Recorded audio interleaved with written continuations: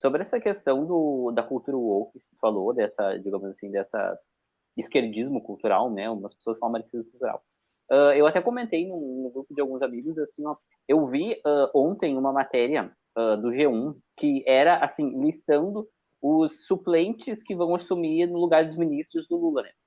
E daí, assim, eu me assustei, me deu uma sensação de medo, assim, sem exagero, assim, eu via que deu misericórdia. Que eles, no perfil, assim, uma questão de dois parágrafos, o fulano, ele tem tantos anos, é natural de tal cidade, ele é formado em tal coisa, e ele se declara branco. O ciclano, ela tem tantos anos, ela é formada em tal coisa e ela se declara negro. O fulano se declarou pardo. E, assim, era uma lista de, digamos assim, uma classificação racial, sabe? Eu achei aquilo muito absurdo e, ao mesmo tempo, meu Deus, isso foi, digamos assim, na primeira semana do governo já tá assim. Daqui a pouco nós vamos chegar num lugar e vamos ter que falar a nossa raça, né? Hipoteticamente, a nossa Uhum. raça, para nos identificar, como se aquilo nos definisse, aquilo nos caracterizasse, e toda a nossa, digamos assim, a nossa experiência, a nossa competência, nossas qualidades, aquilo que a gente é formado, agora, digamos assim, importa tanto quanto ou menos que a raça, pela minha cor da pele, e assim, eu pensei, meu Deus, isso, digamos assim, tu pensar que há um ano atrás ia ter isso no Brasil, assim, da caracterização da raça tão explicitamente, era um absurdo, e eu vejo que realmente, assim, ó, meu Deus, onde é que nós vamos parar, entendeu? Daqui pra, no fim do governo do PT, nós vamos estar, sei lá, medindo a cor da pele das pessoas, tirando uma foto da pessoa, da cor da pele, para, enfim, é muito absurdo, assim. É uma maneira de você segregar e dividir a sociedade, né? É uma maneira de você Uhum, conseguir manipular as massas, né? É um discurso oriundo do marxismo, da escola de Frankfurt, né? Que viu que aquele modelo antepassado do marxismo, que ele era o marxismo operário, da classe trabalhadora oprimida, é algo que não encaixa mais tão bem dentro de uma realidade social atual, né? E isso foi transferido para as minorias, né? Então, hoje você uhum, segrega as pessoas pela cor da pele, pela opção sexual da pessoa, e você até mesmo nega uma estrutura basilar de uma sociedade com preceitos judaico-cristãos, você quer simplesmente quebrar para você fazer a sua revolução cultural. Não estou falando aqui que todo mundo tem que ser cristão, né?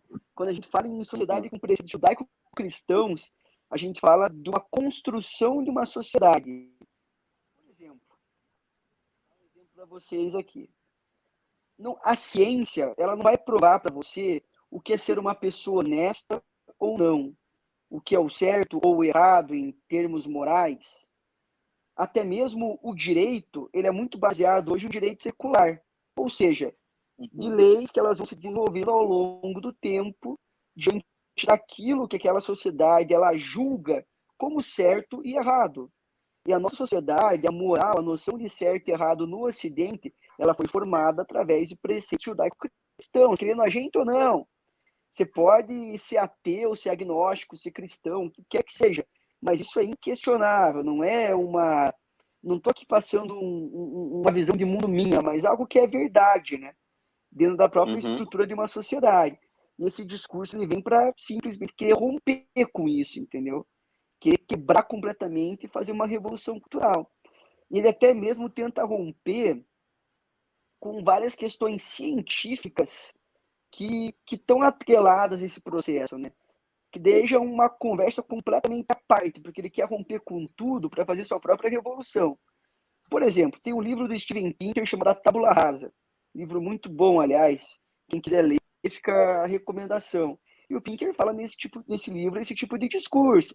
Tem pessoas que elas negam até mesmo a biologia para estipular um uhum, certo tipo de discurso. Porque, sim, biologicamente, é lógico que existem dois gêneros. uhum, Mas vai falar que existem dois gêneros hoje num lugar em específico, aí numa uma rua com pessoas de esquerda e ver o que acontece? Mas, poxa, existem quantos gêneros? Os caras não sabem falar quantos existem. Existem uhum, dois, homem e mulher. Isso é biologia, é o que existe, entendeu? Então eles tentam até mesmo romper com esse tipo de narrativa, que é o que é estabelecido cientificamente, para tentar tornar o discurso deles preponderante. Tentam romper com a ciência linguística, com o uso da linguagem neutra. Você pega, por exemplo, a Suécia. Em 1960, a Suécia, ela colocou na sua linguagem o dialeto não binário. E foi feito em 2012 um estudo para ver quantos por cento daquelas palavras que foram anexadas continuavam sendo faladas pelo povo sueco. Foi 0,012%. Uma quantidade ínfima. Não pegou por quê? Porque a própria língua ela é uma ciência, é uma construção paulatina, é uma construção gradual. Ela tem mudanças que são orgânicas e não o contrário. Você não pode estabelecer um dialeto com uma mudança orgânica de uma linguagem. Por exemplo, o português ele surge de um dialeto chamado galego-português, que surge através do Império Romano. Os soldados do Império Romano eles falavam um latim diferente da aristocracia, um latim mais vulgar. Eles foram aumentar o Império Romano e ir para as batalhas, eles foram para a região que hoje é a França. De lá foi originado o dialeto galego-português, porque eles começaram a se relacionar com os povos que ocupavam aquela região e se originou o galego-português. Daí nisso, o galego-português foi se expandindo para a região da Península Ibérica. E do galego-português surgiram 3 idiomas, francês, espanhol e português. E daí, em todas as mudanças que o português surge, né? Que por exemplo, o português, quando os portugueses vêm para o Brasil, tem uma certa mistura com dialetos indígenas, dialetos africanos, e isso a gente tem o português que nós temos hoje. A última reforma ortográfica que tivemos no Brasil, ela foi, se eu não me engano, em 2008. E ela foi proposta em 86. Demorou 22 anos para ela acontecer. Por que isso? Porque para acontecer uma reforma ortográfica, você tem que ter pelo menos 50% dos países que falam língua portuguesa autorizando aquela reforma. Né? É um processo muito mais moroso do que aparenta ser, entendeu?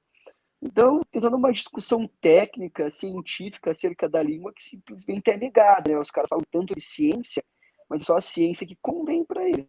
Você acabou de ver um corte do MBL News RS. Não se esquece de curtir o vídeo, botar um comentário aqui embaixo e se inscrever no canal.